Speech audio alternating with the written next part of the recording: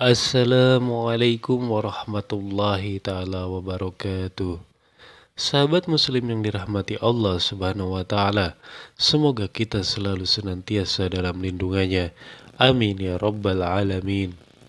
Sahabat muslim, pasti pernah mendengar tentang 9 wali songo. Menurut sejarah, 9 wali songo berperan dalam penyebaran Islam di Pulau Jawa dan masuk ke dalam sejarah Indonesia. Sebelum adanya 9 wali songo, penyebaran Islam masih menggunakan sistem dakwah dengan mengajak komunitas masyarakat untuk mengikuti ajaran Islam. Kedatangan 9 wali songo justru melakukan hal yang berbeda. Mereka menyebarkan dan mengenalkan ajaran agama Islam melalui budaya, dengan lebih menekankan pada pola mengenalkan budaya baru di tengah institusi kuasa kerajaan, yaitu budaya agama Islam yang berintegrasi dengan budaya lokal atau nilai-nilai kearifan lokal sehingga dapat lebih diterima oleh masyarakat pada saat itu. 9 wali songo adalah sebutan untuk para wali yang dikenal jumlahnya 9. Strategi dakwah yang digunakan oleh 9 wali songo tergantung pada daerah dan juga kondisi masyarakatnya. Mereka mengajarkan agama Islam yang mudah diterima oleh masyarakat sehingga Islam dapat menyebar di seluruh Nusantara hingga saat ini. Ada banyak pendapat tentang jumlah dan nama 9 wali songo. Perbedaan nama-nama tokoh wali songo itu menimbulkan kesulitan untuk mengidentifikasi siapa sebenarnya yang benar-benar merupakan tokoh lembaga dakwah Islam tersebut. Namun, wali songo lebih dikenal sebagai pendakwah atau penyebar agama Islam Nusantara dengan jumlah 9 orang. Lalu, siapa sajakah 9 wali songo tersebut dan bagaimana strategi dakwah mereka dalam menyebarkan Islam di Indonesia, khususnya Pulau Jawa?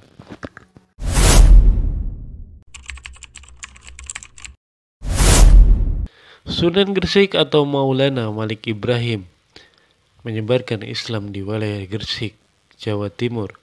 Salah satu tokoh 9 wali songo ini berdakwah dengan cara berbaur dalam pergaulan di masyarakat sekitar. Selain itu, Sunan Gresik turut mengajarkan cara bercocok tanam ke masyarakat untuk mengambil hati masyarakat sehingga rencana dakwah Islamnya dapat diterima dengan baik. Cara Sunan Gresik tersebut berhasil merangkul masyarakat bahwa yang menjadi kasta yang disisihkan dalam komunitas Hindu berhasil dan membuatnya mendapatkan tempat di hati masyarakat. Dalam berdakwah, Sunan Gresik juga tidak menentang kepercayaan penduduk asli secara tajam, namun dengan menunjukkan sisi indah dan kebaikan yang dibawa oleh agama Islam. Sunan Gresik yang juga dianggap sebagai orang pertama yang menyebarkan Islam di Jawa mendirikan pondok pesantren dan masjid sebagai tempat untuk mengajarkan agama Islam. Sunan Gresik wafat pada tahun 1419 setelah selesai membangun dan menata pondok pesantren sebagai tempat belajar agama Islam. Komplek makam Sunan Gresik atau Maulana Malik Ibrahim berada di Desa Gapura, Sukolilo, Gresik. Komplek makam ini dekat dengan alun-alun Gresik dan Masjid Jami Gresik.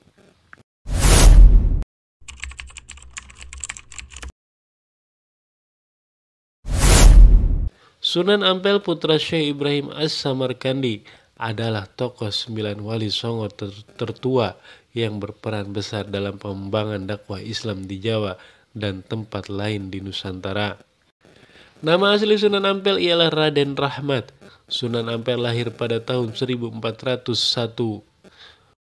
Melalui pesantren Ampel Denta, Sunan Ampel mendidik kader-kader penggerak dakwah Islam seperti Sunan Giri, Raden Patah, Raden Hussein, Sunan Bonang, dan Sunan Derajat. Dengan cara menikahkan juru dakwah Islam dengan putri-putri penguasa bawahan Majapahit, Sunan Ampel membentuk keluarga-keluarga muslim dalam suatu jaringan kekerabatan yang menjadi cikal bakal dakwah Islam di berbagai daerah. Sunan Ampel sendiri menikahi putri Arya Teja, Bupati Tuban, yang juga cucu Arya Lembu Sura, Raja Surabaya yang muslim.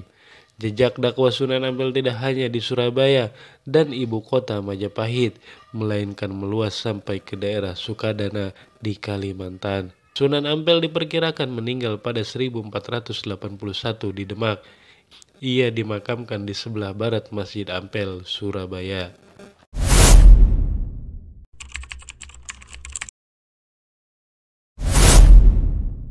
Sunan Giri, putra Syekh Maulana Ishaq, adalah tokoh Wali Songo yang berkedudukan sebagai raja sekaligus guru suci, yaitu Pandita Ratu. Sunan Giri kecil memiliki nama kecil Joko Samudro, namun ketika sudah beranjak dewasa, ia berganti nama menjadi Raden Paku. Ia juga dikenal dengan nama Prabu Satmata, Sultan Abdul Fakih, dan Raden Ainul Yakin. Sunan Giri memiliki peran penting dalam pengembangan dakwah Islam di Nusantara dengan memanfaatkan kekuasaan dan jalur perniagaan. Sebagaimana guru sekaligus mertuanya, Sunan Ampel, Sunan Giri mengembangkan pendidikan dengan menerima murid-murid dari berbagai daerah di Nusantara. Sunan Giri mengembangkan dakwah Islam melalui pendidikan masyarakat dengan memanfaatkan seni pertunjukan yang sangat menarik minat masyarakat. Sunan Giri tidak saja dikenal sebagai pencipta tembang-tembang dolanan anak-anak, tembang tengahan dengan metrum asmarandana dan pucung yang sangat digemari masyarakat, melainkan telah pula melakukan perubahan reformatif atas seni pertunjukan wayang. Sunan Giri wafat pada tahun 1506 Masehi dan dimakamkan di atas bukit arsitektur khas Jawa yang terletak di Dusun Giri Gajah, Desa Giri, Kecamatan Kebomas.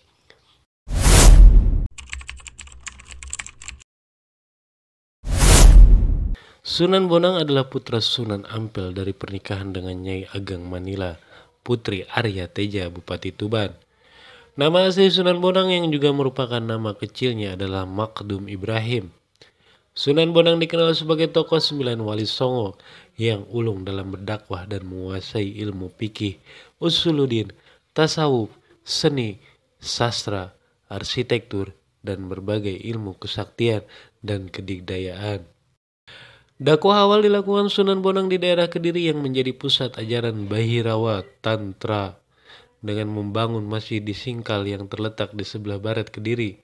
Sunan Bonang mengembangkan dakwah Islam di pedalaman yang masyarakatnya masih menganut ajaran Tantrayana. Setelah meninggalkan Kediri, Sunan Bonang berdakwah di Lasem. Sunan Bonang dikenal mengajarkan Islam melalui wayang, tasawuf, tembang, dan sastra sufstik. Sunan Bonang wafat di Pulau Bawean. Pada saat itu jenazah akan dikuburkan di Bawean. Akan tetapi murid-murid yang di Tuban menginginkan jenazah tersebut dikubur di Tuban.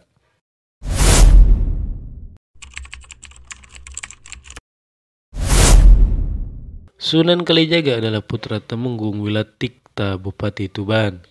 Beliau lahir pada sekitar tahun 1450 Masehi dari keluarga bangsawan Tuban dengan nama asli Raden Syahid.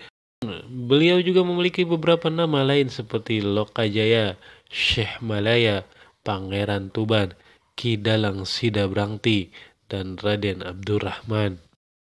Sunan Kalijaga dikenal sebagai tokoh 9 Wali Songo yang mengembangkan dakwah Islam melalui seni dan budaya. Sunan Kalijaga termasyhur sebagai juru dakwah yang tidak saja piawai mendalang, melainkan dikenal pula sebagai pencipta bentuk-bentuk wayang dan lakon-lakon carangan yang dimasuki ajaran Islam. Melalui pertunjukan wayang, Sunan Kalijaga mengajarkan tasawuf kepada masyarakat. Sunan Kalijaga wafat di desa Kadilangu, dekat kota Demak, Jawa Tengah pada tahun 1513 Masehi dan dimakamkan di sana.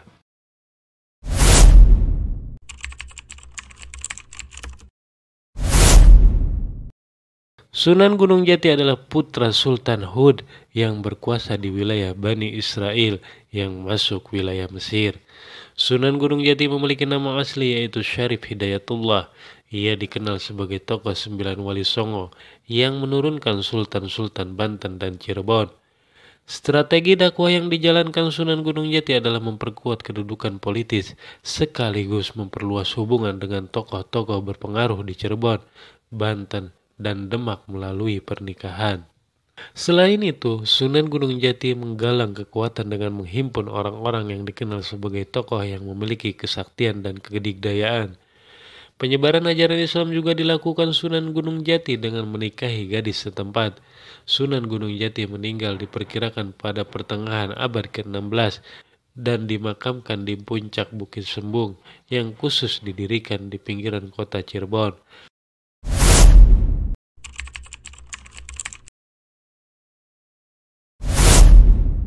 Sunan Derajat adalah putra Sunan Ampel dan adik dari Sunan Bonang. Nama asli Sunan Derajat adalah Raden Qasim, yang kemudian mendapat gelar menjadi Raden Syarifuddin. Sunan Derajat dikenal sebagai tokoh sembilan wali songo yang mengembangkan dakwah Islam melalui pendidikan akhlak bagi masyarakat. Sunan Derajat dikenal memiliki kepedulian tinggi terhadap nasib fakir miskin.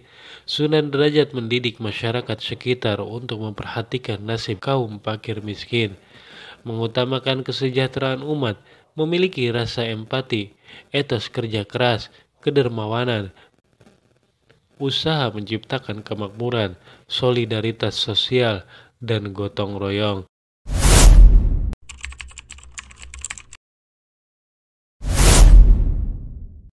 Sunan Kudus atau Zafar Shodiq adalah putra Sunan Ngudung. Sunan Kudus dikenal sebagai tokoh wali songo yang tegas dalam menegaskan syariat. Sama seperti wali yang lain, Sunan Kudus dalam berdakwah berusaha mendekati masyarakat untuk menyelami serta memahami kebutuhan apa yang diharapkan masyarakat. Itu sebabnya Sunan Kudus dan dakwahnya mengajarkan penyempurnaan alat-alat pertukangan, kerajinan emas, pandai besi, membuat keris pusaka, dan mengajarkan hukum-hukum agama yang tegas.